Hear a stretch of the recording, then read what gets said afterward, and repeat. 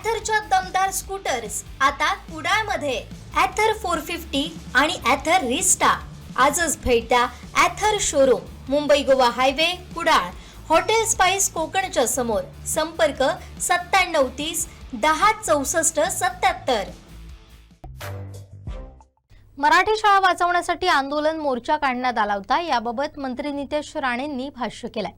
मराठी शाळा वाचवण्यासाठी काही स्पष्ट भूमिका मांडल्या. बघा, आमच्या साक्षरतेमध्ये आमचा सिंधुदुर्ग जिल्हा खूप पुढे आहे. सन्मान्य राणे साहेबांनी 1990 पासूनचा आत्ताचा जो प्रवास, त्याच्यामध्ये शिक्षण ह्या क्षेत्राला फार महत्त्व देणारा आमचा सिंधुदुर्ग जिल्हा, फार बारकाईने बघणारा आमचा सिंधुदुर्ग जिल्हा.